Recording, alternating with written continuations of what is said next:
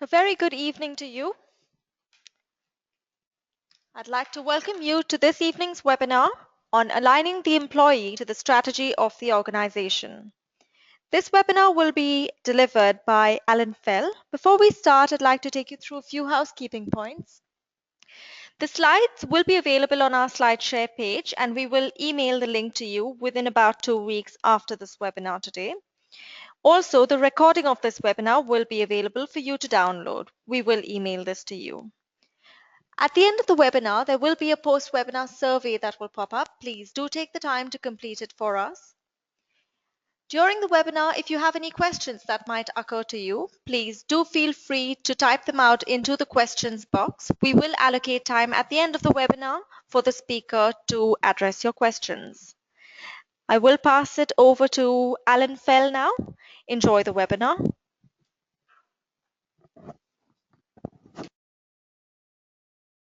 Everyone, good afternoon or good evening, depending on your time zone from Dubai. And I look forward to meeting you, as it were, on this webinar. Let me start by introducing myself. I am a former banker. I used to work in the UK in one of the big commercial banks, but for the last 19 years, I've operated as a consultant and a trainer and focused on both strategy management, which is what we're talking about this evening, and also financial management. And my geographic focus has been predominantly the Middle East, the GCC especially, and here I work exclusively in conjunction with Informa, but I also operate in Southeast Asia and occasionally other parts of the world, such as South Africa. Now, I've had a lot of experience on this subject, made a lot of mistakes and learnt from them, I hope.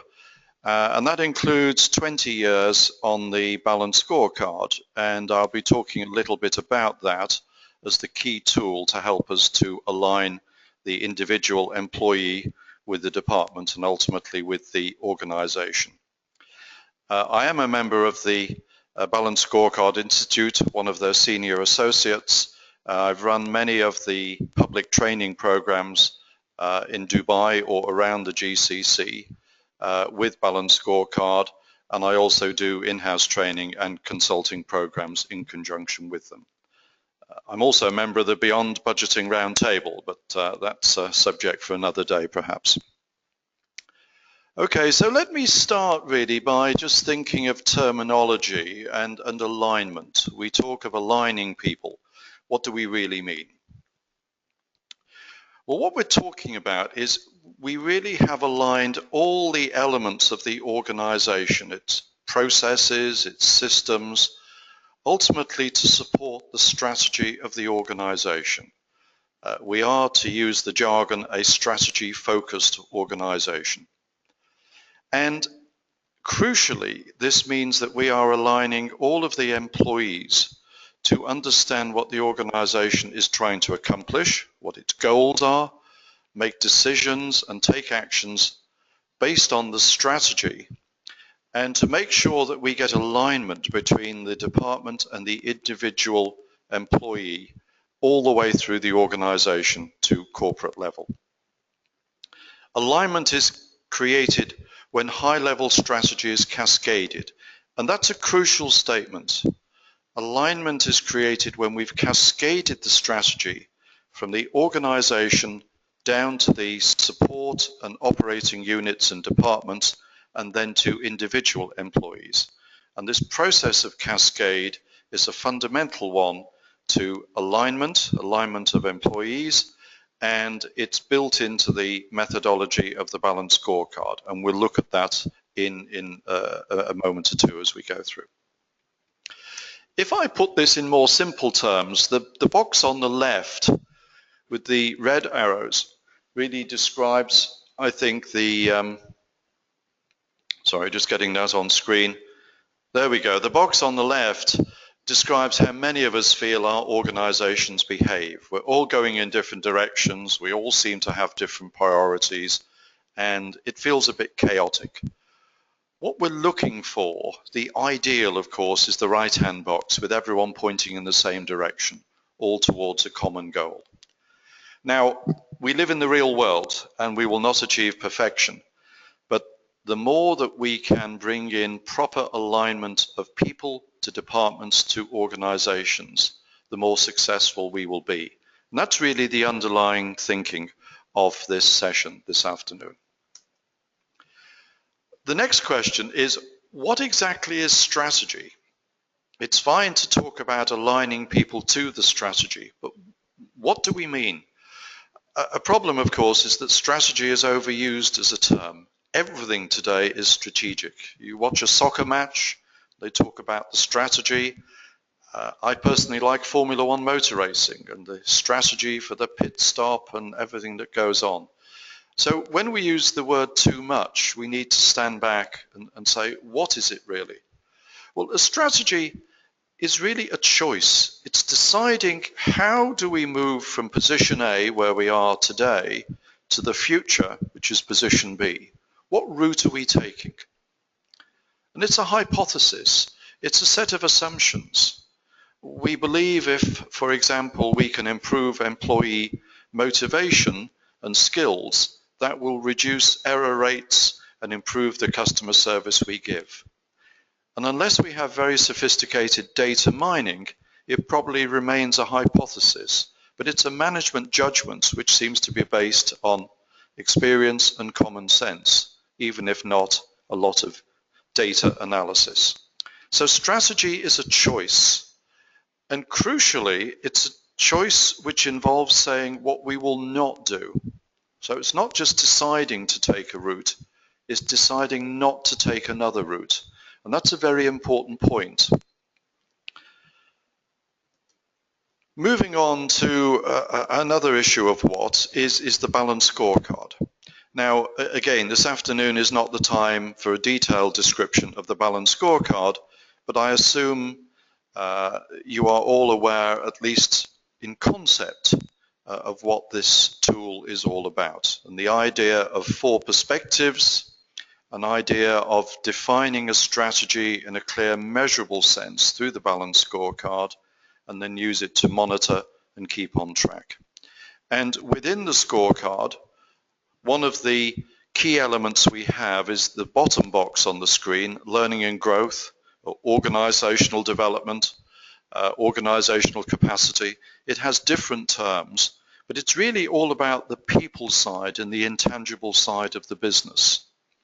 It's ultimately asking, do we have the right people, the right skills, the right culture, the right capabilities to enable us to be successful with our customers and to deliver the financial results that our owners are looking for. Now, crucial to the use of scorecards and to the whole concept of alignment is that of cascading. It goes back to what I mentioned before, but let's take it through diagrammatically. We cascade by starting with the organization, what we call Tier 1, corporate scorecard. How will we achieve our vision? Once that is established, we can then move on and create scorecards for our Tier 2 units, as we call them, all the operating and support departments and business units. And the question there, how does my unit contribute to the overall strategy of the organization? Once that is in place, we can move to Tier 3, to the employee. And the question there, how do I personally contribute to our organization? Let's just clarify what we mean by employee. We're not just talking here about junior level staff. We are talking about everyone in the organization, whether they are junior, team leader, manager, executive. How do I contribute to our strategy? And the crucial point of this slide is to emphasize the methodology that really we would recommend. And this is a slide from the Balanced Scorecard Institute, as you can see in the top left-hand corner. You cannot align people unless you have something to align to. As the old saying goes, it takes 2 to tango. And to align our employees, we must have something to align to them. We must have our departmental strategies, we must have our corporate strategy. Ideally, set out in a balanced scorecard. Now, there's a warning point here.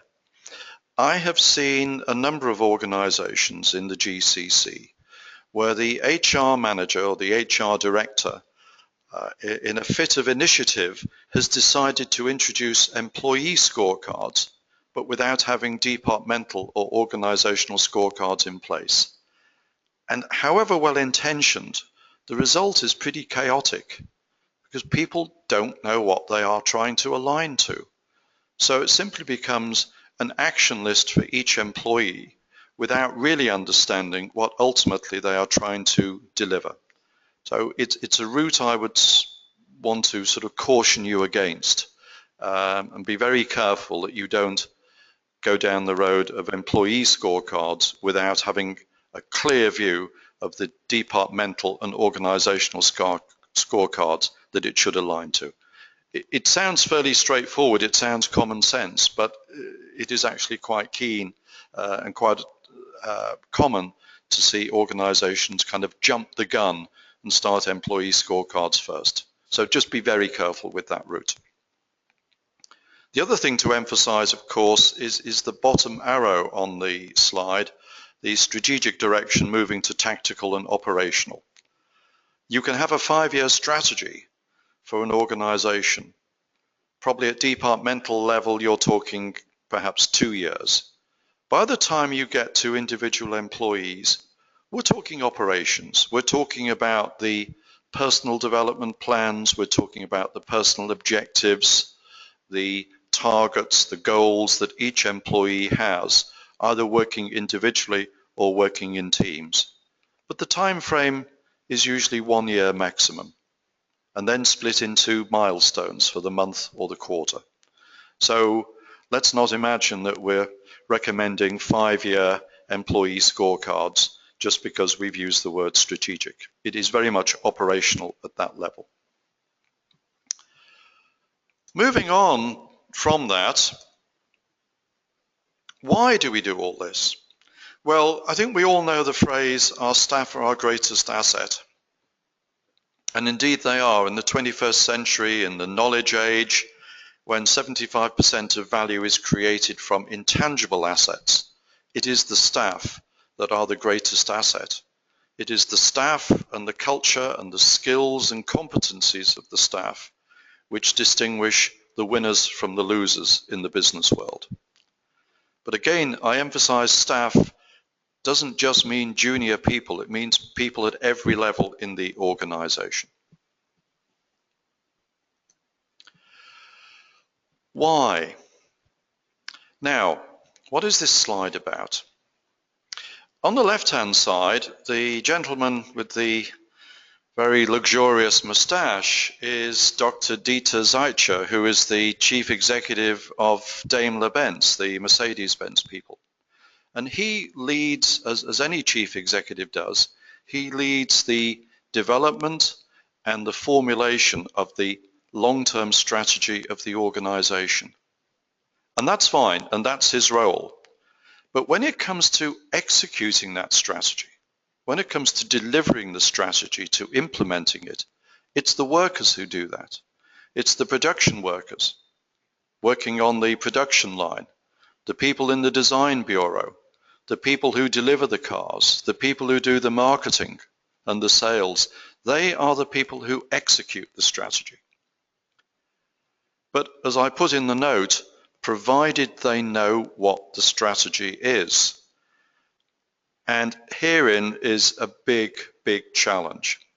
It's about communication. There was a well-known survey undertaken years ago that looked at some of the barriers to strategy execution. And one of the most prominent messages was that from the survey, only about 5% of staff actually understand what the strategy is. Well, if 95% don't know, the question is, what are they actually implementing? So communication is a critical enabler of alignment. And without communication, you don't get proper alignment. I run many workshops, many training workshops. I'm running one this week in Dubai. We're dealing with strategy execution. And one of the questions I'll be asking my colleagues tomorrow is to consider the communication of strategy within their own organizations. And two questions. Number one, what percentage of your workforce do you estimate understand the strategy, even in very simple terms, very high level terms? And then what percentage should understand? And I've asked that question countless times over the years in workshops.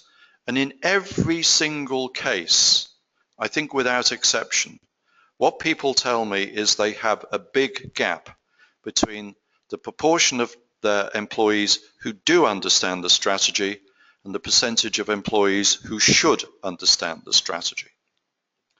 Indeed, the question is there any employee who does not need to know what the strategy is? But again, I emphasize in simple terms. I'm not recommend we give junior people a 50-page document on the strategy of the organization. That will provide no value. It will just switch them off. But communicating the key elements of the strategy in appropriate terms is one of the most fundamental aspects to support alignment, and it is a weak link. So I ask you to consider just what is the communication gap in your organization between those employees who do understand the strategy and the percentage of employees who should understand. Typically, people tell me the gap they have is 50, 60, 70%, sometimes even more. It's a major, major issue, and I cannot overemphasize just how important communication is in supporting strategy execution and specifically in supporting the alignment of employees. How? Clear goals, clear communication. And I've already talked about the 95% of employees who do not understand. And just to pick up a famous quote here from Peter Drucker, management by objectives works if you first think through your objectives. 90% of the time you haven't.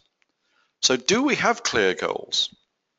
How many employees really understand what the organization is ultimately seeking to achieve and how it's going to achieve it?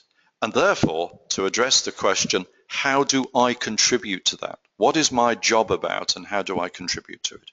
So I make no apology for really emphasizing the importance of communication. Now, if we move further on, another slide from the Balanced Scorecard Institute and the schematic for cascading from enterprise-wide, company-wide, tier one we call it, down to departments. It can be operating departments, support departments, tier two, and then the individual or small teams, tier three. And so what we're doing really is we are distributing the strategy, the actions, the targets, the deliverables for a department to the individual employees who make up that department. And ideally, we're aligning the departmental balanced scorecard, which is pretty coordinated these days by a strategy office of strategy management, with the individual HR performance management system, which typically describes the jobs, the goals, the targets, the action plans that each individual or small group of employees, small team, is responsible for. So it's the alignment process between the HR performance management system and the strategic departmental scorecard. That's really the linkage we're looking for on this chart. Some people get very worried about this and talk about how can we possibly do it. But let's forget scorecards, let's forget modern terminology. I know from my own experience, if I go back 30 years, 25, 30 years, and look at, say, my department at the time, how did I distribute the actions of the department? I had agreed with my boss what my department was responsible for delivering, both in terms of operations, processes, and in terms of any projects or changes. That's a business plan.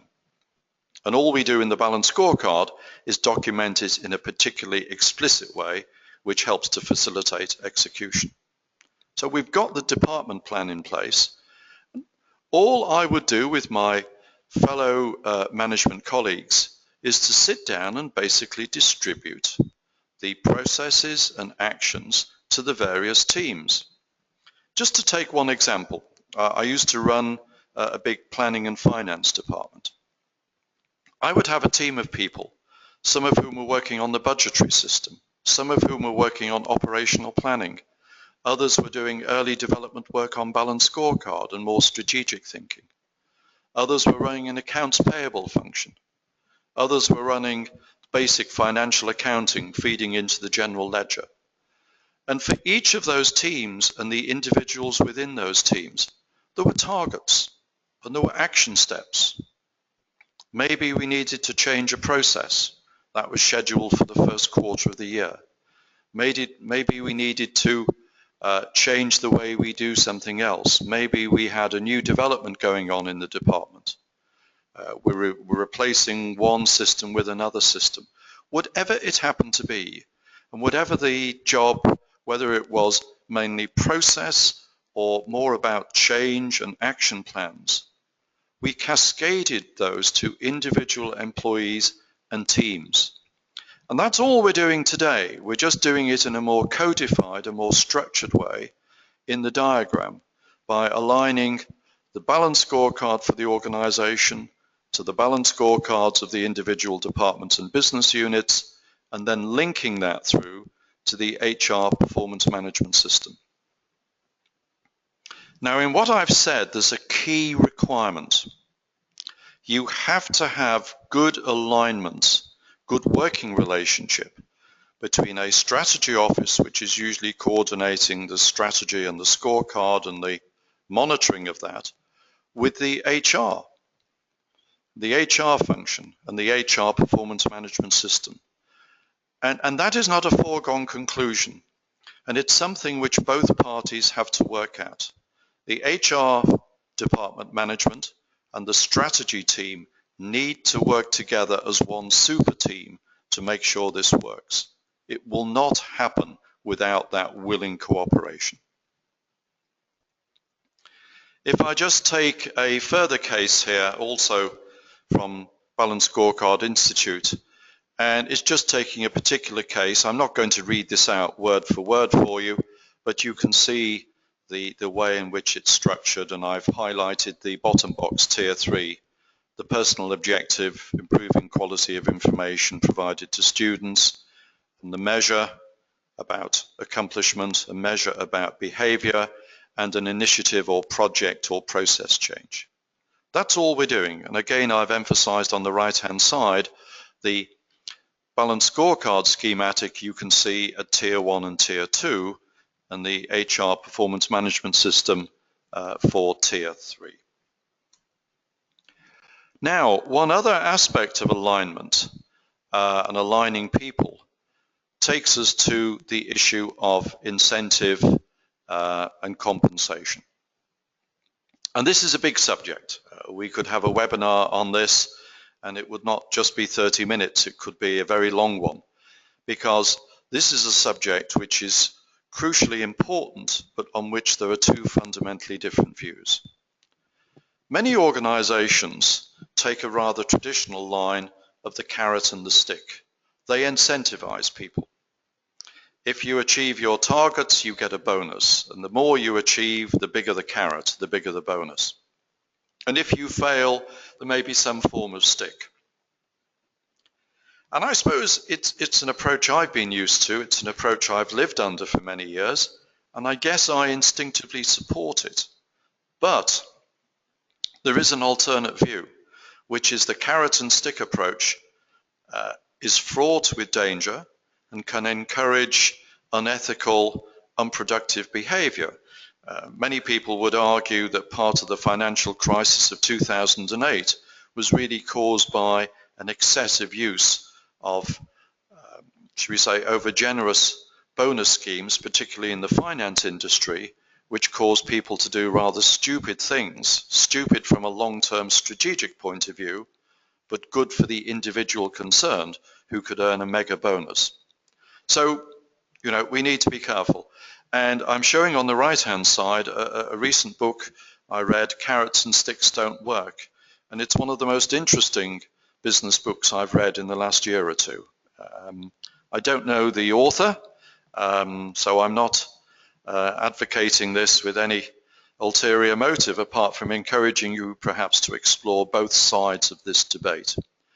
The argument carrots and sticks don't work is that people respond more to good leadership and respect and personal development and less just to the bonus. There is another argument as well that people get very used to a bonus. If you introduce a bonus scheme, in year one, people are delighted. For the first time, they can earn extra money, as it were. But by the second year, they've rather come to expect it. And by the third year, unless the bonus is higher than it was the previous year, they get very demotivated. There's another aspect on this subject I just want to touch on. And that is, if you are going to have an incentive scheme, and many organizations, especially many commercial organizations, profit-centered organizations, do have some form of incentive or bonus scheme, I really would make a plea that it is designed very, very carefully. When I go into companies which have a bonus scheme, I often like to look the HR director in the eyes and ask him, can you honestly tell me that your incentive scheme genuinely incentivizes the behaviors you really want? And I have to say, in most cases, the answer is a very guarded one. Frankly, many incentive schemes don't really incentivize what we want. To take a simple case, if I'm incentivizing someone simply on profits or sales, I am not incentivizing them to align to the strategy and deliver the strategy. I'm incentivizing them to deliver short-term financial results, very often at the expense of developing the business for the future. So if you are going to go on the left-hand side and believe in carrot and stick and a bonus scheme, be careful, because the stick can't be too strong. That doesn't work. And design the compensation scheme very carefully to make sure you really do get the behaviors you want. If you don't believe in that, think carefully about how you can motivate people, but without the carrot and stick mentality. A final warning on that. I've said already, most so-called compensation schemes are not well designed. Let's just take the bottom box. My boss pulled up in his brand new black BMW, and I admire it. Nice car. Well, he said, if you work hard, put the effort and the hours in, I'll have an even better one next year. And that is how many schemes are designed. They're designed to give already highly paid senior managers a nice big bonus on the back of hard work by employees who receive little, if anything. That does not incentivize. Ultimately, that does not align. So let me summarize. I want to keep this short and give the opportunity for questions, particularly as it's the end of the day. We're coming up to 5 o'clock Dubai time. So what do we need? First of all, we must have a clear understanding of what is the strategy, what are the goals of the organization and of the departments that we work in. Secondly, the imperative of good communication. Excuse me. Good communication and feedback. Communication is two-way, not one-way. The third is every employee needs to know what is expected of him or her, and really to understand how it fits with the business as a whole. There's a famous story of a janitor at the US Space Center at the time, many, many years ago now, when they were developing the first moonshot, the Apollo moonshot. And the janitor was asked by a visiting VIP what his job was. And the janitor explained the importance of his job in keeping the Space Center clean, because if he didn't, and you got dirt and rubbish in the Apollo moonshot, it could likely blow up. In other words, he understood the importance of his job, which was one of the most junior, within the context of what the organization as a whole was trying to do. He wasn't just brushing a corridor, he was working as part of a team to send a man to the moon and get him back safely. My fourth point, you need a good HR performance management system, and you need it very closely aligned to the strategy scorecards, and that requires a very open working relationship between the strategy team and the HR team. And finally, you need a good recognition, incentive, reward system, but recognizing that recognition and reward is not necessarily a cash bonus. Simple things like Employee of the Month in some organizations can be used very creatively to recognize success, to motivate people, but without going down the carrot and stick path that I referred to before. Well, look, that summarizes it. Just 30 minutes or so. I hope that gives you a few thoughts to work on. I would be delighted to take your questions now. And if there's a mechanism for you to feedback any follow-on questions to me, I'd be more than happy to kind of pick it up and come back to you by email. So let me leave that offer on the table as well. But otherwise, I think for the moment, over to you, and I just hope that's helped.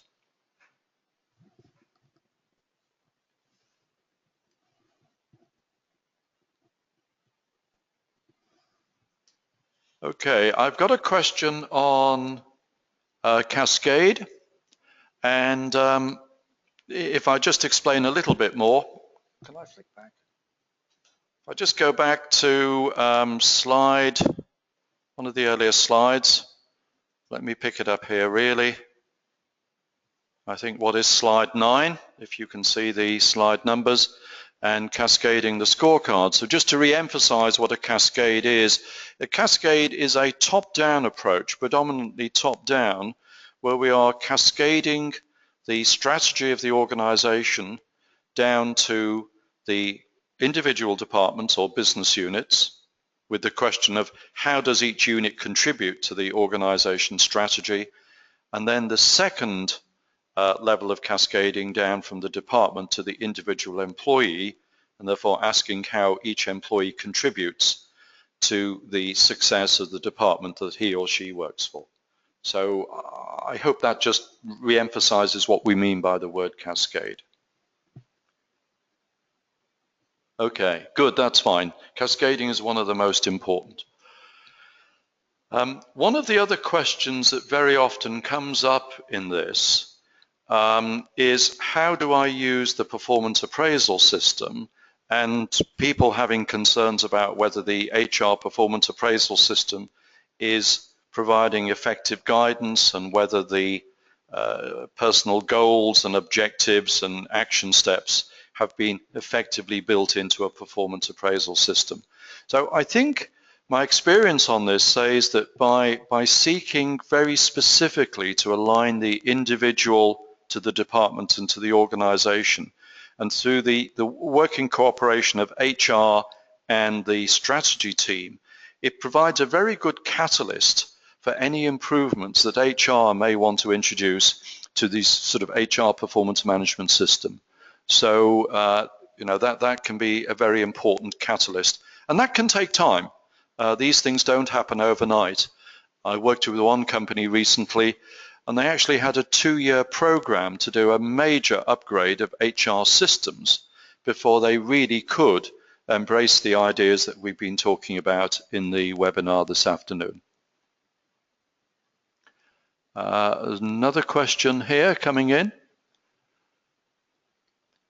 We have already built a decent HR performance system and online system to entering objectives and goals that builds towards the main goal, but heads of departments and strategy have been struggling adjusting. That's not an easy one, and it's quite common. What you're trying to do is make changes to the management process. And I have to say my experience of literally decades at this game is that that can take time. And what really matters is that you get buy-in, you get the hearts and minds buy-in by all concerned right from the very senior level. What I would normally want to do is start at the top and work down in terms of buy-in. I need to get buy-in at the start with the chief executive, with the top executive team, with the senior vice presidents. Then I need to get the buy-in with departmental managers and supervisors. And I think that may take time. People need to be persuaded of what is the benefit through this alignment. So I think you have to demonstrate early wins. You have to demonstrate obvious benefit to your organization, not generic or textbook answers, which is, I guess, what I've been going through this afternoon, a sort of a general approach, but very specific examples you can show in your organization, whereby pushing for this alignment, you have achieved results, you've achieved actions which otherwise would not have been delivered. So I think that would be the approach I'd try and take on that, but not easy. You have to work at it and as I say, start at the top. Buy-in starts at the top at this game, not at the bottom. You know, the whole principle of cascading starts at corporate level. And another question, which would be the most effective structure in terms of reporting? Personally find that strategy departments should report directly to the CEO or president to have upper management support. Am I right, or would there be a better alternative? That really takes us into the role of a strategy department and how we report strategy. And that again could be a separate subject of a webinar, which is what is the role of a strategy office and how does that work in the 21st century? I think the ideal is that a strategy office does report direct to the chief executive. I don't think there's any doubt of that. But their role is heavily in coordination, in facilitating. So what we've been discussing this afternoon requires a strong drive from the strategy office or the strategy department, working with HR to make sure that what I'm calling tier 3 employee scorecards can be put in place and work effectively. So I think the reporting line of a strategy team, separate issue from today, but it is to the chief executive. I would say in 9 cases out of 10, that is the desirable answer. So I hope that helps a bit. I have seen alternates, but 9 out of 10 report direct to the chief, because the role of a strategy office is directly supporting the chief executive in developing and implementing the strategy. And a key theme of implementation is alignment. We will not execute if we haven't aligned, as we've been discussing this afternoon. So I hope that just helps a little bit. More than happy to pick up these issues in more detail afterwards, and either by email or by Skype if that would be of interest to anyone. So very happy to do that with you on an individual basis.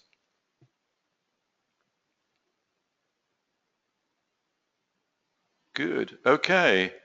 Any more questions coming in? One last question. Do KPIs measure the objective or the initiative?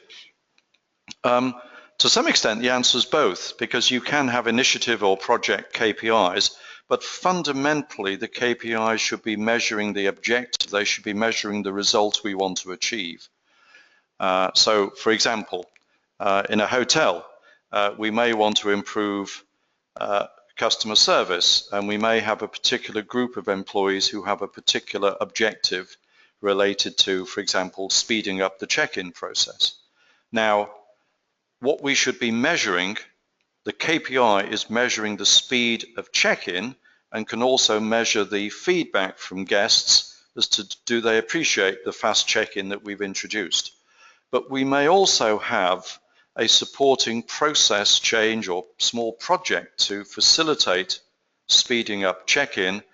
That project may have its own project KPIs, but what we're really talking about this afternoon is the objectives. The KPIs are related to results, not to initiatives or projects. And I've got another question coming in. What is the ideal way of cascading corporate to the functional level? Is it a must to have departmental strategy map and scorecard or distributing ownership of tier one? I think it is. I think the normal experience is that in a reasonably sized business, when you're creating the scorecard for the tier two departments, you are following the balanced scorecard methodology for development. So you would have the goals, the strategy map, and the KPIs, and the initiatives relating to that specific department. What we would normally advise is you don't have a separate departmental vision. You could only have that perhaps if you have a very diverse organization where really the tier two units are entirely separate strategic business units, maybe operating in very different industry sectors. In that case, a vision may be relevant, but generally focus people on the vision of the organization, but do create a tier two scorecard, strategy map, and KPIs.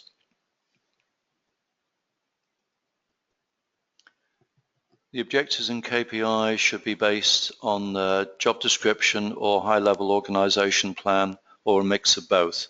JD is something that plans are fixed. Plans may change frequently. Good point, good point. I think there's a little bit of a mix here because I would argue the job descriptions need to be kept up to date, and if the role has changed, the JD needs to change. And I do see too often a case of organizations where the job descriptions are known to be out of date, but people shy away from the workload of updating them. So I think when we're talking about the personal scorecard, again, going back to my slide number 9, which I think is on screen for you at the moment, we're not talking about a full scorecard at tier 3 with a strategy map and 4 perspectives.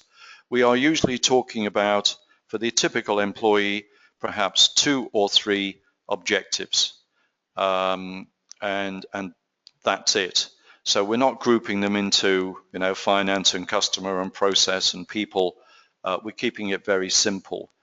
But I would want to see, as far as possible, a job description which was up to date, but the performance appraisal system and the personal objectives being cascaded from the department business plan rather than from the JD. But the JD should give you guidance on who should be doing what. So in terms of distributing the activities of the department to teams and individuals, the JDs should simply help in that distribution process. So I hope that helps a bit. Okay, are there any more points? No, I think we probably all want to go home at the end of a long day.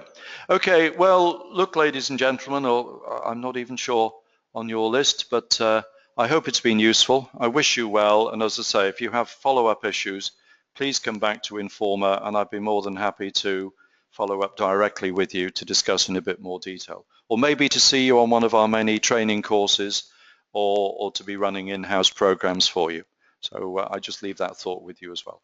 Otherwise, I wish you a pleasant evening, and I hope it's all helped. Thank you.